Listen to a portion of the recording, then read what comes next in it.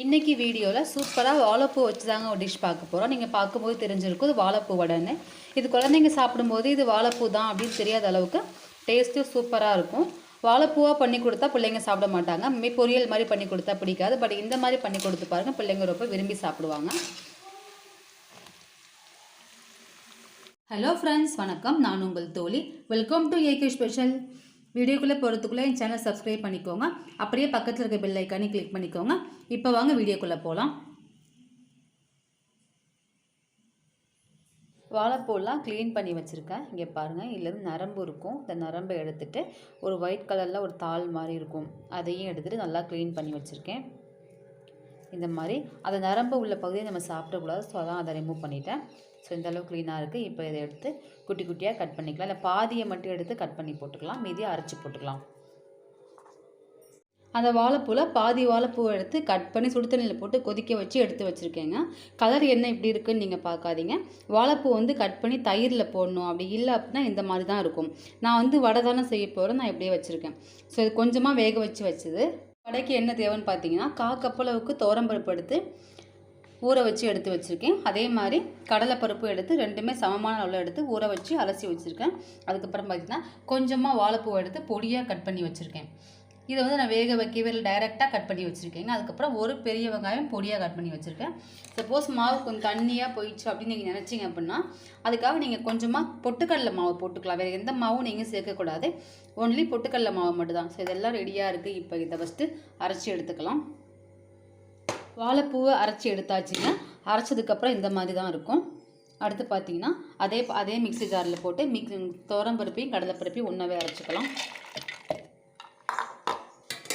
குறைன்னு அரைச்சிக்கலாம். அரைச்சாச்சு. அதையும் எடுத்து அந்த பாத்திரத்தில் எடுத்து வச்சிடலாம். இது அரைச்சி வச்ச மாவில் நம்ம கட் பண்ணி வச்ச வாழைப்பூவையும் வெங்காயத்தையும் சேர்த்துக்கலாம். இப்போ காரத்துக்கு ஏற்ற மாதிரி, நீங்கள் டேஸ்ட்டுக்கு ஏற்ற மாதிரி உங்களுக்கு எந்த அளவுக்கு வேணுமோ அந்த அளவுக்கு மிளகாத்தூள் போட்டுக்கோங்க. தனி மிளகாத்தூள் இது. நான் குழந்தைங்க சாப்பிடுங்கிறதுனால நான் பச்சை மிளகா சேர்க்கல.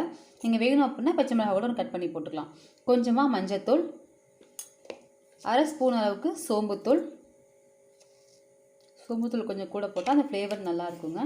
இந்த வடைக்கு ஏற்ற மாதிரி உப்பு சேர்த்துக்கோங்க. மாவு பிசைஞ்சதுக்கப்புறமா பார்த்துக்கிட்டு நீங்கள் பொட்டுக்கடலை மாவு நீங்கள் சேர்த்துக்கலாம். கூட ஒரு புடி அளவுக்கு கொத்தமல்லி தழை கட் பண்ணி சேர்த்துக்கோங்க. இப்போ இது எல்லாத்தையும் நல்லா ஒன்றா கலந்துக்கலாம். வாழைப்பூ சாப்பிடாத குழந்தைங்களுக்கு நீங்கள் இந்த மாதிரி வடை செஞ்சு கொடுங்க. அவங்க வாழைப்பூன்னு தெரியாமலே சாப்பிட்ருவாங்க. அந்தளவுக்கு டேஸ்ட் நல்லாயிருக்கும். நான் மேக்ஸிமம் என் பிள்ளைங்களுக்கு அப்படி தான் பண்ணி கொடுப்பேன். நம்ம அந்த கடலைப்பருப்புலாம் சேர்த்துருக்கிறதுனாலையும் நம்ம வாழைப்பூ சின்ன பீஸாக கட் பண்ணி போட்டிருக்கோம் இல்லையா, அதனாலையும் பார்த்தீங்கன்னா கடிப்படும்போது ஒரு டேஸ்ட் இருக்கும். அது ரொம்பவே நல்லாயிருக்கும் பார்த்திங்கன்னா. ஸோ இந்த அளவுக்கு போதும். நீங்கள் வேணும்னு நினச்சிங்க அப்படின்னா பொட்டுக்கடலை மாவு போட்டுக்கோங்க. வேறு அரிசி மாவுலாம் எதுவும் நீங்கள் ஆட் பண்ணாதீங்க. பாருங்கள், இந்த அளவுக்கு இருக்குது. சில பேருக்கு தண்ணியாக போயிடுச்சு. ஏன்னா வாழைப்பூ அரைக்கிறப்ப தண்ணி கண்டிப்பாக ஊற்றி தான் அரைக்கிற மாதிரி இருக்கும். ஸோ அப்போ தண்ணி கொஞ்சம் கூட போயிடும் மாவில். ஸோ அதுக்காக தான் நான் அந்த பொட்டுக்கடலை மாவு பவுடர் பண்ணி வச்சுருக்கேன். வேணும்னா நீங்கள் ஒரு 2 ஸ்பூன் ஆட் பண்ணிக்கோங்க. வேண்டாம் அப்படின்னு நினைக்கிற நீங்கள் அதை ஸ்கிப் பண்ணிக்கலாம். அவ்வளோதாங்க, வடைக்கு மாவு ரெடியாக இருக்குது. இப்போ இதை வடையாக தட்டி எண்ணெயில் பொரித்து எடுத்துடலாம். இந்த மாவில் இந்த சைஸ்க்கு உருட்டி வச்சுருக்கேன். இப்போ பாருங்கள், எண்ணெய் ரெடியாக இருக்குது. எண்ணெய் நல்லா காஞ்சிட்டு இப்போ இந்த மாவு கொஞ்சமாக எடுத்து நீங்கள் என்ன சைஸுக்கு வேணுமோ, எந்த ஷேப்புக்கு வேணுமோ நீங்கள் தட்டி இந்த மாதிரி கையிலே தட்டலாம். எடுத்து கொதிக்கிற எண்ணெயில் நீங்கள் போட்டுருங்க. அதே மாதிரி உருண்டையாக தட்டி உருண்டையாகவும் நீங்கள் போடலாம், இல்லை வடை மாதிரியும் போடலாம். வடை மாதிரி போடுறேன், உங்களுக்கு எது பிடிக்கும் அந்த மாதிரி நீங்கள் போட்டுக்கலாம். இந்த வாழைப்பூட ஃப்ளேவரோ அப்படி டிஃப்ரெண்ட்டான டேஸ்ட்டோ அப்படிலாம் எதுவுமே இருக்காதுங்க. நார்மல் டேஸ்ட் தான் இருக்கும். டேஸ்ட் பார்த்தீங்கன்னா ரொம்ப சூப்பராகவே இருக்கும். இதே மாதிரி எல்லா வடையும் கொஞ்சம் கொஞ்சம் போட்டு எடுத்துடலாம். ஒரு 2 நிமிஷம் விட்டு அது மெதுவாக திருப்பி விட்டுக்கோங்க. ஒரு பக்கம் வெந்ததுக்கப்புறமா பாருங்கள், இந்த மாதிரி வரும் வடையெல்லாம். இதை அப்படியே திருப்பி விட்டுக்கலாம். நல்லா மொறுன்னே இருக்குங்க. நல்லா டேஸ்ட்டாக இருக்கும் சாப்பிட்றதுக்கு. பார்த்திங்கன்னா ஈவினிங் ஸ்நாக்ஸாக நீங்கள் சாப்பிட்லாம். அவ்வளோ நல்லாயிருக்கும். ஸ்கூல் விட்டு ஒரு பிள்ளைங்களுக்கு நீங்கள் பண்ணி கொடுங்க, கண்டிப்பாக சாப்பிடுவாங்க.